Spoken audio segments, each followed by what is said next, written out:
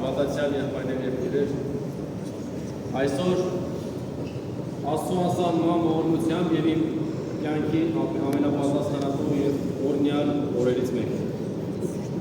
Առաջին անգամ որպես հայրաքելական Սուրբ եկեղեցու քահանա կանգնած եմ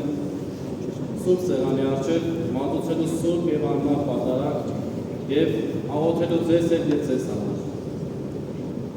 Այս պահին իմ սիրտը լի է շնորհակալությամբ։ Առաջին հերթին խոնարհվում եմ ամենակալ Աստծո առջև, ով ինձ իմ բոլոր թերություններով հանդերձ արժանացրեց այս մեծ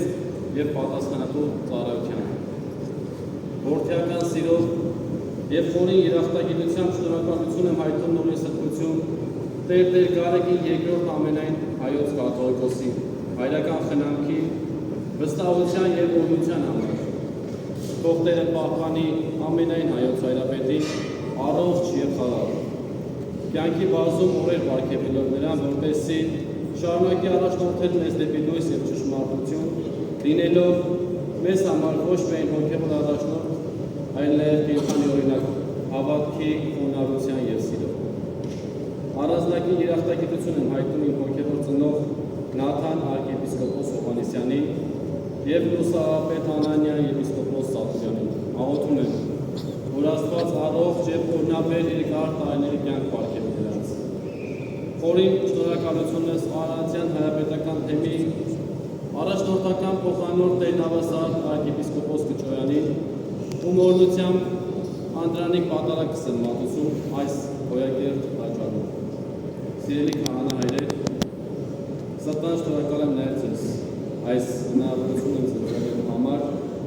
ինչպես նաև ձեր հայրական վստահության համար, որ Աստված առատապես օրհնի ձեր ծառայությունը եւ բազմապատկի ձեր հոգեվոր կտուրները։ Եվ այսօր երախտագիտությամբ հիշում եմ նաև իմ ընտանիքի անդամներին, հարազատներին, ընկերներին եւ բոլոր նրանց, ովքեր իրենց աղոթքով, սիրով ու աջակցությամբ մասնակցել են իր կոչման ճանապարհին։ Այսօրվա ուրախությունը միայն իմը չէ, այլ բոլոր նրանցը, ովքեր հավատացել են, աղոթել եւ համբերությամբ ուղեկցել ինձ այս ճանապարհին։ Անուն Հոր եւ Որդու եւ Որդու Սրբո ամեն։ Ողորմություն եմ կամենում եւ ոչսով։ Սիրելի հավատացյալ եղբայրներ եւ քույրեր, այսօրվա ավետարանական ընթերցվածքը մեզ տեղափոխում է մի դաշտ, որտեղ առաջին հայացքից տեղի ունենում շատ սովորական մի դեպք։ Աշակերտները քաղցած էին, արտի միջով անցնելիս հասկ են փոխում եւ ոտում, սակայն այդ պարզ տեսարանը շուրջ ծավալվում է մի կարևոր հոգեվոր քննարկում, որը դարեր շարունակ հնչում է յուրաքանչյուր հավատացյալի խղճում։ Փարիսեցիները տեսնում են օրենքի խախտում, իսկ Քրիստոսը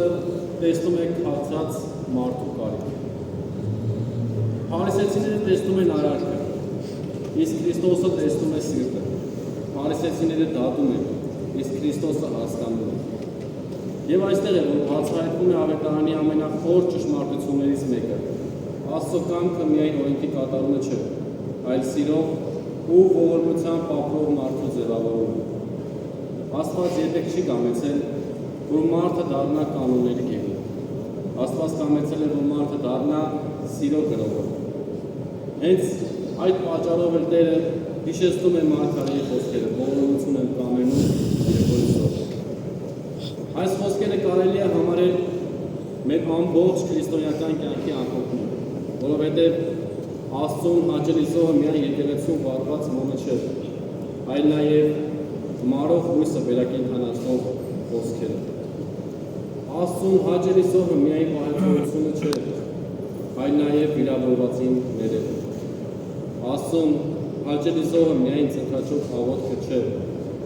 այլ նաև ընկածին բարձրացնելու պատրաստականությունը։ Աստծուն հաճելի զոհը միայն Սուրբ Գրքի ընթերցումը չէ, այլ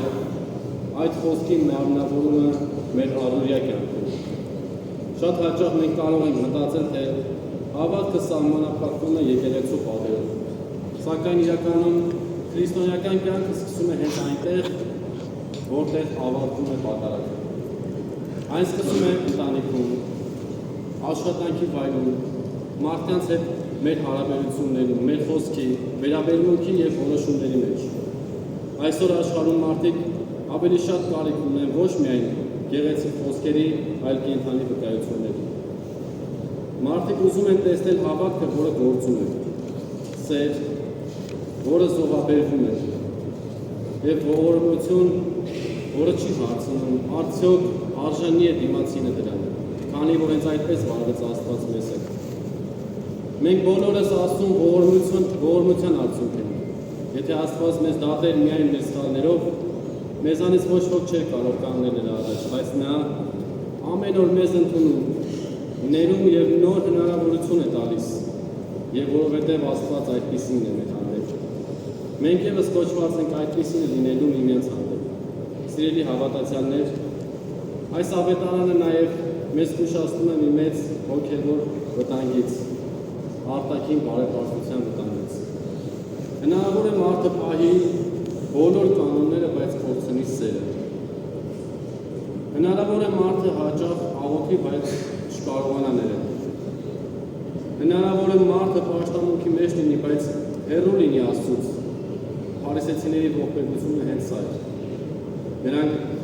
այնքան էին կենտրոնացել օրենքի տարի վրա, որ կորցրել էին օրենքի հոգին։ Իսկ օրենքի հոգին սերն է։ Սուրբ Օգոստինոսը ասում է. սիրիր և արա այն, ինչ ճիշտ է, որովհետև իսկական սերը երբեք չի հեռացնում մարդուն Աստծուց։ Եվ սերը բացակայում է, ամեն ինչ դատարկ ձևականությունը դառնում։ Առանց սիրո աղոթքը դառնում է բառերի շարան։ Առանց սիրո